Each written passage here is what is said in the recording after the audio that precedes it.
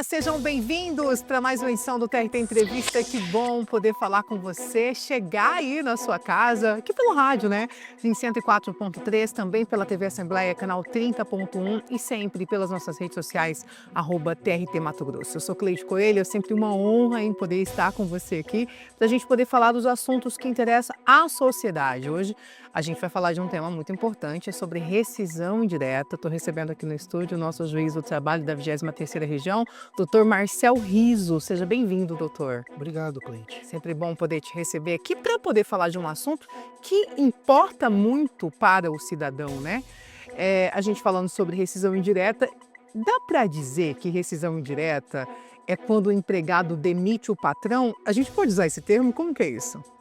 Às vezes a gente vê essa expressão no dia a dia, né?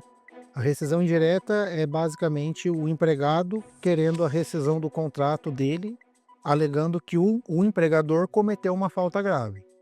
Então, a rescisão indireta tem esse nome também. A CLT não usa o termo rescisão indireta, é um jargão da profissão. Mas às vezes as pessoas falam, eu que estou demitindo meu patrão, mas seria isso, essa é a ideia. Ah, tá. Agora, assim, alguns motivos, podem dar que motivos, na verdade, poderiam dar, direito a essa rescisão indireta, né? Uma questão financeira, por exemplo. Quais são os pontos mais comuns, assim, que a gente vê na Justiça do Trabalho quando se trata de rescisão indireta? A as faltas graves que podem gerar uma rescisão direta, elas estão previstas na CLT e em algumas outras leis separadas, mas a CLT ela é bem vaga sobre o que seria cada uma delas. Então, existe um amplo debate de quais são.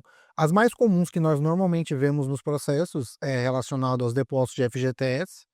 Nós temos precedente vinculante do TST a respeito. Falta de pagamentos ou atraso de constantes pagamentos de salário também é um tema bastante comum. Pagamentos de outras verbas típicas, como por exemplo, horas extras, adicional de insalubridade.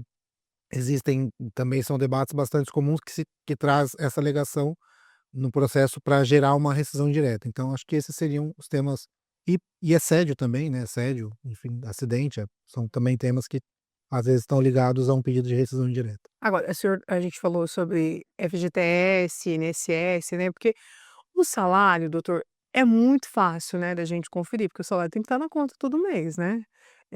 Mas o senhor percebe também que o trabalhador precisa ficar atento quando a gente está falando, de FGTS, quando a gente está falando, do INSS também, né, da previdência. Então, o senhor acha que o trabalhador precisa checar isso todo mês? Como que faz essa checagem?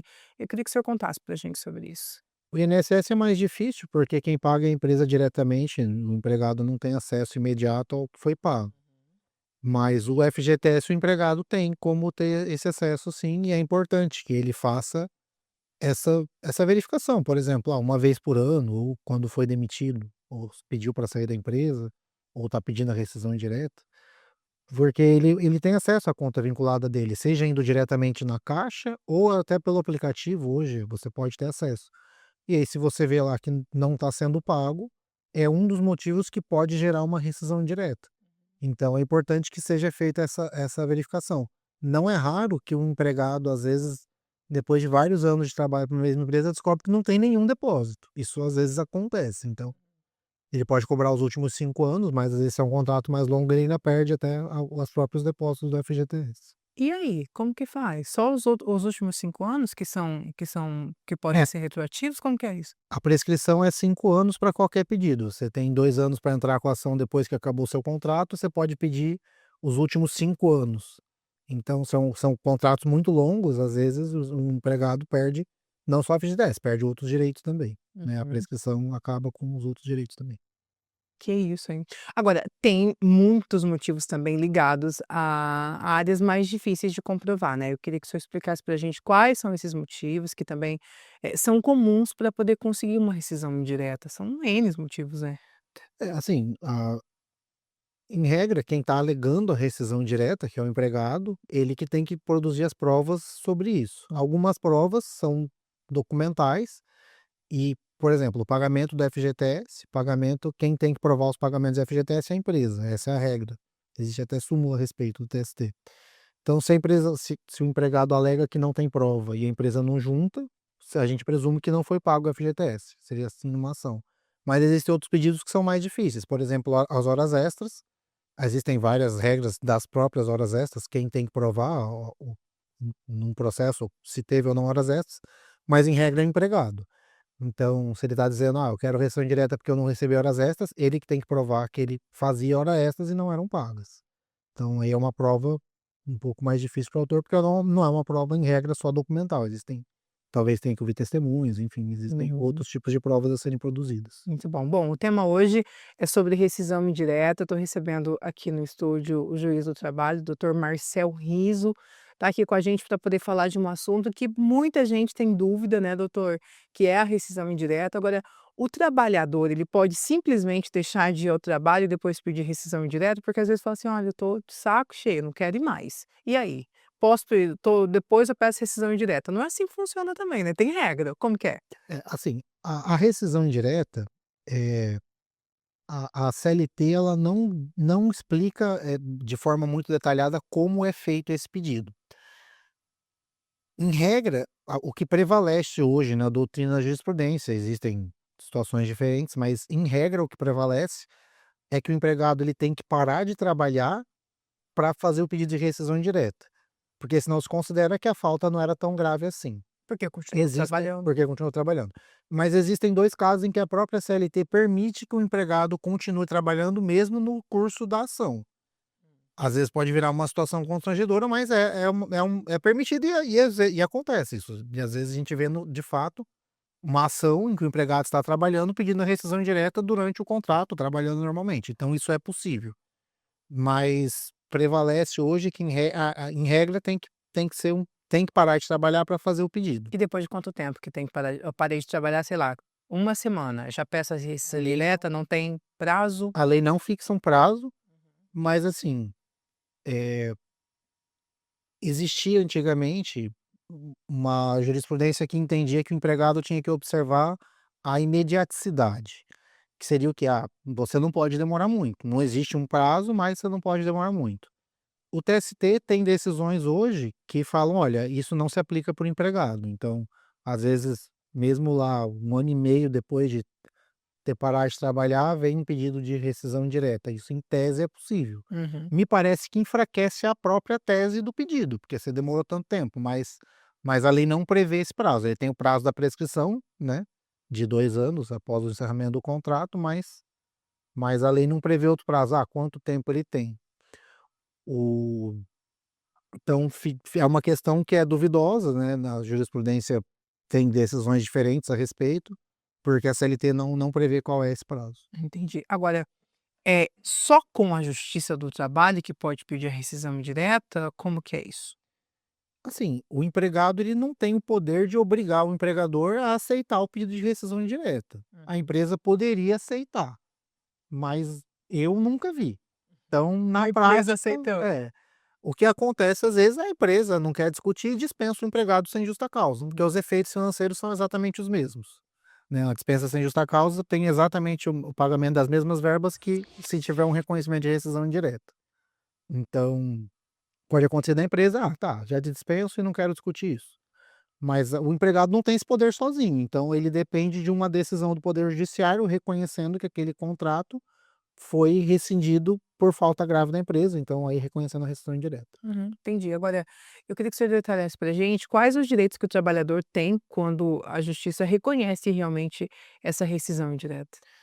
Eh, Quando as verbas rescisórias a serem pagas no final do contrato depende se é um pedido de demissão, se é um acordo mútuo para rescindir o contrato, se é uma dispensa sem justa causa, se é uma rescisão indireta. Na lei brasileira, a rescisão indireta e a dispensa sem justa causa geram os mesmos efeitos financeiros. Então o empregado teria direito a férias, 13º proporcional, tem direito à multa de 40% do FGTS, tem direito ao aviso prévio, aí na dispensa sem justa causa, a empresa dá o aviso prévio, se ela não der o aviso prévio, ela indeniza. Na rescisão indireta, prevalece que ele vai ser indenizado, porque está sendo já reconhecido a extinção, então acaba que são os mesmos direitos. E se passa o prazo para pagamento das verbas rescisórias, existe a possibilidade de a empresa ser condenada a pagar a multa do artigo 477, que a empresa tem 10 dias para pagar as verbas rescisórias após o final do contrato. Aí esse pode ser um debate que também venha junto com o pedido de rescisão direta, mas aí não é um direito assegurado só pela rescisão direta em si, é porque passou o prazo para pagamento das verbas rescisórias. Tá, agora, doutor, e se a justiça entender que não havia motivo para uma rescisão indireta, o que pode acontecer com esse trabalhador? Essa é uma situação bastante complexa e que não existe até hoje uma resposta certa ou errada. A CLT não define o que acontece, e aí existem diversas posições. O que talvez hoje exista uma maior pacificação é se o empregado parou de trabalhar e ele pediu rescisão indireta. Então o contrato dele vai encerrar nessa data. Se vai ser um pedido de demissão, se vai ser um abandono de emprego, que seria uma justa causa do empregado, aí é um debate. Existem juízes que pensam que depende do que a empresa, da conduta da empresa no processo. Se ela fez o pedido de reconhecimento, não reconhece a rescisão indireta, então reconhece um pedido de demissão, ou reconhece um abandono de emprego. Existem juízes que exigem um pedido mais técnico da empresa, que entra com o que a gente chama de uma reconvenção, que é uma ação da empresa contra o trabalhador. Então, assim, como a CLT não define, é amplamente debatido entre os tribunais, mesmo dentro do nosso tribunal, existem decisões diferentes. Mas, em regra, existe a possibilidade do juiz reconhecer um pedido de demissão, falar: olha, não tem justa causa pela empresa, então vou reconhecer que você pediu demissão. E aí ele teria direito às verbas inerentes a um pedido de demissão. Férias, 13º proporcional, não tem multa de 40% do FGTS, não tem aviso prévio, né, não saca o FGTS, não tem seguro-desemprego.